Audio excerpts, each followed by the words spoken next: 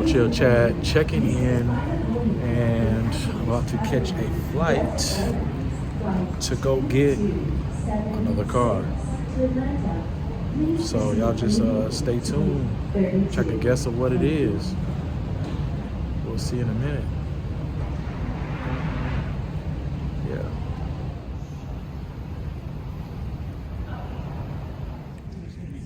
All right, guys, this is your boy No Chill Chad, and I'm at the airport waiting to board. My first flight. I showed up a little bit too late. I tried to get them to hold the spot, and they would not hold it. So now I gotta wait an hour and a half till they board the next flight. But it is official. I did sell my Ram 2500, and people really want to know why. Like, why did I sell it? You know, such a nice truck. One of the main reasons I did sell my truck was I had my GMC Denali, and I got rid of it because I was starting to do transporting, hot shotting, all of that kind of stuff. So got rid of that. Bought the Ram. It was stickered at $73,000, and I got a stupid deal for a new truck. Actually got it for $60,000. So I was really positive equity in the car from the beginning, right off from the beginning. So man, it's a lot of goddamn noise, right? Everybody talking. But I got it for a good price. So driven the car for approximately about a year and a half, and doing all the hot shot, you put a lot of miles on it. I mean, it's been all the way from Arizona all the way to New York a couple times. Well, I put 73,000 miles on that truck in a year and a half time, and it's still a good truck. It's a diesel truck. So diesel trucks can exceed, 300,000 miles on any given Sunday. That easy. Well, I had somebody offer some money out in Savannah for the truck, and he wanted 59. So I was like, shoot, that's a real good deal. Let me just shop around, see what's going on, see what the offers are like. So I started shopping around town. Shout out to Cars Across Texas. Drew, y'all check out his YouTube channel. He works at AutoNation. We went out there looking for a couple cars, and there was a Lexus I wanted, older Lexus, just because I needed like a little daily. I just need a little beater, a little daily, stuff like that. You know what I'm saying? Man, the game is messed up. Those little $1,500, $2,000 cash cars that you used to get, they used to still ride, they no longer exist. A $1,500 cash car is probably a car without a motor in it. Like, for real. So we're really just looking for a nice little beater or something like that, because I just really needed a daily. But I kept looking around for, selling the truck and looking for what's going to be next, things like that. And I kept getting offers for $53K, $52K, $56K. And I'm telling them, like, yo, I got this dude in Savannah that wants a $59. So I got some offer for $58K, Shout out to RP Productions over at Parkway Chevy. They gave me an offer for $58. Drew and them, they tried to Jew me at like 55 or something, but he talked about the 57. So shout out to Drew, man. And I almost did it, because that's still, like I said, I bought the truck at 60. So really anything 58, 59, 60 is gonna be one hell of a deal. So then I reached out to another dealership that was by my house and told them what was up. They said, well, we need to bring it in so we can look at it. So I said, all right. So then took it over there, let them look at it. They tried 57. I said, well, I got somebody for 59. They said 58. I said, dude, I ain't budging unless y'all can meet or beat this other dude in Savannah. So I said, I want 60, man. I really want 60. So what they do, they bring out the mechanic, let the mechanic look at the truck, make sure it's not deleted, it's clean, everything legit. And then they come out and say, yeah, we can give you that. At that point, I was like, it's sold, man. mean, I'm not soulfully attached to cars. You know, I mean, I put a lot of time and effort into them, but I'm not attached in that manner. So, with that being said, I was like, man, sold. So, working the deal, and voila, I got a TRX there. So I'm just like, yo, I think I want to grab this TRX. You know what I'm saying? And working out the numbers, and I'm like trying to get me a good deal on it, and I'm like, yo, let's run it then. You know what I'm saying? I'm there on a Friday evening, so they was like, all right, well, it was like, pretty sure you're gonna be approved. You know, your credit looks good. You're gonna be approved. So we'd already kind of set it in motion and kind of just had everything worked out. So they was like, it's just fresh off the truck, off the trailer. We got to get some things together, and then we're gonna let you know. I'm like, all right, cool. So that's when I was there, and I was like, yo, I'm just gonna take a picture with it right now and let the whole world know what's going on with the truck. I'm like trying to get this TRX, you know what I'm saying? But really, I'm not a TRX person. I really would do just to flip it, only because of the price and the market, all of that. So that's what I did.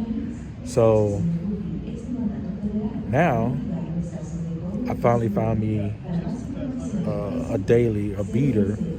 And like I said, Houston had no cars, man. I'm talking about none.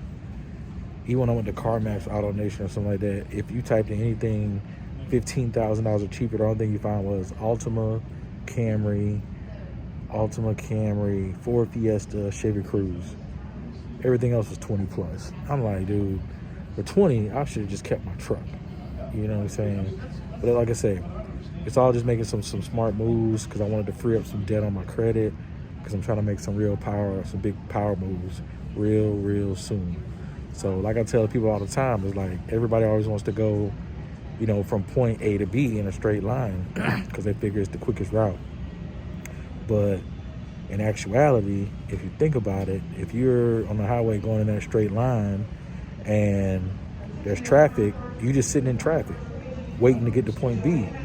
So the smartest thing is to do is to back up, go around, take a detour, and you're gonna get there quicker. So that's what I'm doing. So just stay tuned, man. Show y'all the new whip. All right, guys, I'm back. It took me a couple days to kind of just get everything together, and finally got my daily. I know you guys have just been waiting to see what I've been having. Well, at least some people. I did have to go to Dallas to go get it. Like I said, there just weren't any cars in Houston. I mean, everywhere else except Houston. So flew up to Dallas, got a chance to check it out, test drove the car, and I was just like, solid. So late at night, picked it up, got back on the road from Dallas, 4-hour drive from the top of Dallas to the bottom of Houston, and finally was able to get home, and I was wore out. So Super Bowl happened. Go Rams. You know, they had a great game. The Bengals had a great game too, but I'm not going to just hold y'all up any longer. I'm going to debut my new whip. It's going to be my new daily, man. Here it is, guys. Here it is. This is my 2006 Chrysler 300C. This thing is pretty much loaded, man. Couldn't find one as clean for the money. I mean, man, if you go on the internet and just look these things up, man, they're going for like $5,000 and they need an engine, transmission, or they're going for like $15,000 for high mileage. Let me show y'all the inside. Super clean, super comfy as a daily. Definitely a comfy car. Leather looks good. It's not a smoked in vehicle. Ain't nobody been smoking in here. one owner, all the maintenance records, got a sunroof. It is the V8. It is the V8. So I was really looking for an SRT8, but they were just going for some outrageous prices as far as I'm concerned. You know, the market is kind of messed up. So even SRT8s, man, for maybe like 12 grand, they were like all beat up, you know, just because there was SRT8 and people were just selling crazy prices. And even if you get a 300C with the Hemi, they were just going for, you know, like I said, 12, 15 grand if they got some low mileage, and then maybe 10 grand and then the engine transmission, cracked leather, missing a sunroof. It was a lot of stuff, man. So actually I was able to find this one owner, all the maintenance records, no accidents, in Dallas. It's got some mileage on it. Like I said, it's like 165, 168 or something like that. But it's a great daily. It's a comfortable car. If you know me from back in the day, you know I had one. It was a V6, and I kind of regretted selling it, but it was always a good, reliable car, real comfy. Just a nice little slider. I do have some plans for it. I was able to do the Morimoto fog lights, Morimoto headlights. I was able to, the original order had those three little circles right on the fender. I was able to get those off, buff out the panel. Probably gonna take the side molding off. I don't really like the side molding.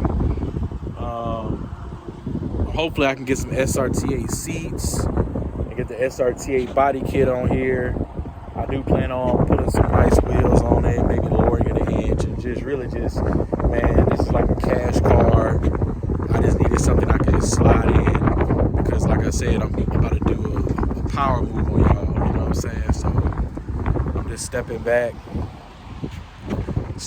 for a second and making my next move my best move. I know a lot of them will be like, why the hell he did that? Why they sell his truck and get this? You know, don't worry about it. Don't worry about it. Just know, you know, it's a clean car. Just catch me sliding. Ain't no pressure. You know what I'm saying? You do you, I'm gonna do me. But I don't mind just stepping back for a second so I can pull out something dumb on y'all. I don't be trying to keep up with the Joneses. I just do my thing, man. And a lot of y'all, that's the problem. Like, you really try to put on for other people. Man, just live, make yourself happy, do what you do. Somebody gonna always look better. Somebody gonna always be faster. Somebody gonna always have the newest. You know, I like to just have that ride where it's just like, you know, you pull up and people just respect it for what it is, man. If it's an old car and it's clean, if it's a new car and it's clean, if it's old and it's heavily modified, if it's new and you done did some work to it, cool. You know what I'm saying? I like that. If it's new and you just put a wrap on it or something like that, I mean, that's cool too, but you know, you bought it like that. Now these cars come bought and you really don't have to do anything. But me, you know, I get that itch. I gotta do something. Never ride stock, man. So like I said, hope y'all enjoy looking at my new whip. Y'all gonna see me sliding around this thing. I'm gonna just tell y'all now though, mark your calendar, March 17th, Bombshells Pearland. You should be seeing the flyer drop real soon after you watch this video. All right, Texas 2K weekend. So don't forget to like, comment, subscribe, hit me up, slide in my DMs, IG, YouTube, TikTok. I'm on there. But hit me up, man. Let me know what you think I should do. Let me know what you've done to yours. I might be hitting y'all up to help me find some parts. Because these things, man, I'm starting to learn. Like now, stuff in like early 2000, it's like a dinosaur now. These are like old schools, man. These are like the box Chevys. Like, you can't find these parts anymore. So, man, hit me up, man. Y'all take it easy. Signing out.